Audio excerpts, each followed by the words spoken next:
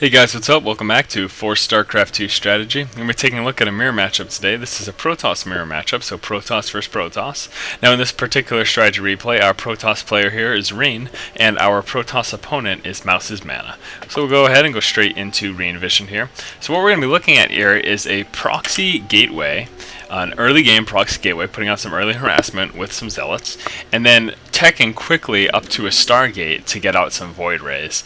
Now essentially what you're doing here, what you're attempting to do is, without hindering your economy too much, obviously if the proxy gateway is a failure, if it doesn't go through and succeed in killing them, you are going to lose your gateway, yes. But this is attempting to take what would otherwise be an all-in build and make it a little more reliable and follow it up with something of some sort of strength. Now, the main problem with doing some sort of proxy build like this is that if it fails, and if you try to go par for par with them or pound for pound with them, after that point you're going to be at a disadvantage. You're going to be behind economically.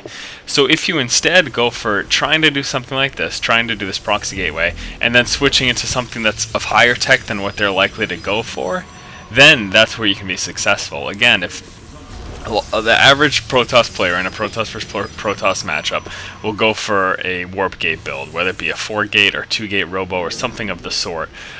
So if you go from a proxy gateway straight up to a Stargate to get void rays, and they don't, and they go from defending this proxy gateway into getting that warp gate research and just going for that warp gate build, and you get out that void ray before they're prepared, that's where you can be at a huge advantage. So taking a look at the build order here, as you can see, our Protoss opponent has scouted our base. Taking a look at the build order, we started off by getting a 9 pylon outside of their base, and then we follow that up with a 9 gateway. Now, so at 9 we stop pro production. After that we continue pro production as normal. Basically we're trying to get that gateway as quickly as possible. As you can see, we did of course get it up faster than them. But in doing this proxy gateway, what you're essentially doing is you're forcing them to overreact. As you can see, our opponent here is with 2 gateways right now. They would not normally open up with 2 gateways, especially on this map. This is a giant map. Doing an early game 2-gate push is not going to be successful for the most part. So you have essentially forced them into a situation of either defending this properly or dying. Because basically, if they don't get out these 2 warp gates and they're not able to produce more zealots than you are, then they're gonna die early in the game. They're gonna be wiped out. So obviously they're gonna do all that they can to defend themselves. So what you're attempting to do is, again, force them to dump resources and overreact. Now yes, of course you're gonna be behind when they do kill this gateway and when they kill this pylon. Those are resources you're going to lose. But if you can force them to continue up zealot production, again, and you can do that by producing just enough zealots to force them to make more. You can see he's making another zealot yet again. Force them to make just that much more than you, force them to waste that much more of an economy, and force them to make that much more than you. And all the meanwhile, be prepared for your switch here. As you can see, we're dropping down our Assimilator. At the front, we already have a pylon and a gateway. And as far as timing is concerned, we did get this gateway at 18 supply, and that Assimilator went down at 22 supply. Now back at our opponent's base, they're still trying to defend against this 2-gate. They've still been coming out with zealots. They've halted pro production for a while because they've been using all their resources to get zealots to stop this 2-gate, or to stop this proxy gateway. And that was the right move on their part. They really had no other decision. I mean, if they had started teching up, if they had got a Assimilator and a Cybernetics core, then they would have died, because you would have just continued to mass produce zealots, you would have chrono boosted them out, you would have wiped out their economy, and they would have been dead. So they were forced into that position, and that goes back to what is called forcing. It's making your opponent respond in a certain way, and then responding to that in a way that's going to be beneficial to you.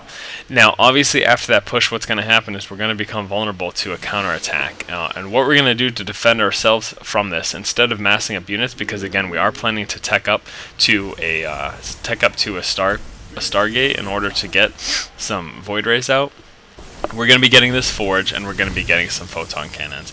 Now I'll go ahead and take a look at that timing again. We dropped our Cybernetics core at 22 supply. Obviously we need that to tech up to a Stargate. Our forge was dropped at 23 supply, so right after the Cybernetics core at 22. And then we went ahead and placed a cannon right up front. Now that's going to help defend against an early push such as this right here. We were able to get that zealot out of our mineral line. Now here you can see this is where we're setting up for that void ray push. We have a proxy pylon outside their base. We're going to be dropping our Stargate right at 24 supply as well. So that should be coming in just one moment. So yeah, we're getting this photon cannon at the front of our wall, and we're using that in order to defend against any push that we may see. Now we are going to prepare for a normal type play instead of just this kind of cheesy void ray play. We're going to prepare for normal type play by getting this warp gate research. But this is what we're counting on, really. This is what we're using to try to mess up our opponent. And yeah, it's what we're using to try to take them off guard. Now again, they were set behind so much because of what we did. They were forced in that position where they had to make all these zealots to defend, otherwise they would have died early in the game. And all the while, again, we continued with our preparations. We got that assimilator that we needed.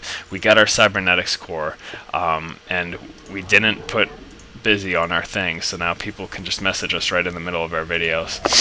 We got that cybernetics core, and then we went ahead and we built that Stargate. So that was our plan the entire time. I mean, obviously, yes, if that proxy gateway had been successful and had we taken them out early with some zealots, that would have been great too.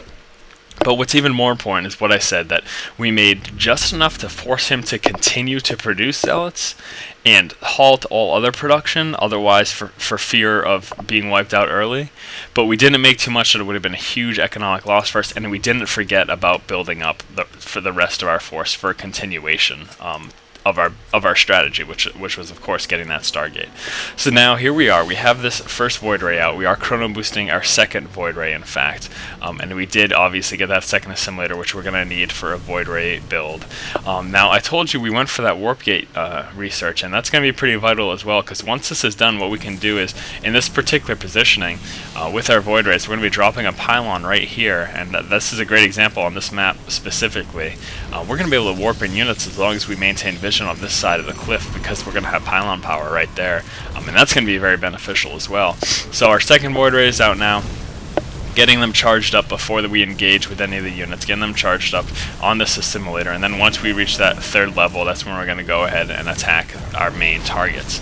Now he was trying to move out to respond to this proxy gateway by putting out some zealots, but obviously the zealots aren't going to be able to contend with these void rays, and here's what I was talking about. We're able to warp in some zealots right inside of his base because our pylon power extends just far enough, and there you go. Way too much for him to handle. He goes ahead and calls good game. So yeah, guys, this has been a proxy gateway build, and then followed up with immediate tech to Stargate, defending the front of our base by creating that choke that's necessary, and also getting that photon cannon to fend off any early pressure. Now you may worry, well, what if he just had pushed hard? What if he had just pushed hard a minute or two earlier? Ideally, what you'd want to do is have some scouts at Zelnaga Tower so you can see a push coming.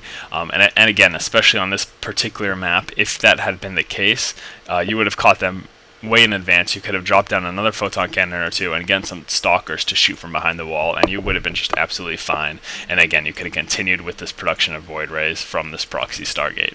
So yeah, guys, I'm going to go over this build order real quick. We started off with that proxy 9 pylon and 9 gateway in or near your opponent's base, and then we hit them really hard with our zealots, and we forced them to overreact. We forced them to make more than what was necessary to defend, because they weren't sure what our intentions were. Because again, if we had went hard with that push, if we had just constantly chrono boosted out zealots and he didn't respond properly and he didn't get a second gateway to have enough zealots out, then that would have killed him. He would have died to that. So we had to do this. And all in the meanwhile, we were getting our assimilator, and we responded by teching up to our Stargate. So it was that 9 pylon and 9 gateway. Then we did drop a pylon and an 18 gateway right out in the front of our base, going for that block off there. At 22, we went ahead and got our first assimilator. Then at 22 as well, we got our cybernetics core. At 23, we got the forge so that we could drop down that cannon as a frontal defense while we were teching up to our void ray. Now at 24, we got a Stargate. And then at 25 supply, we started researching our warp gate research. And then from there, we got another assimilator. We pumped out our void ray. And yeah, we took them off guard. We forced them into a situation and then took them off guard with void rays. So again, guys, this has been for StarCraft 2 strategy. If you guys like our videos and you like what you see here, please do go ahead and subscribe to our channel. Keep watching and keep owning, guys. So now is definitely going to be a good time to push.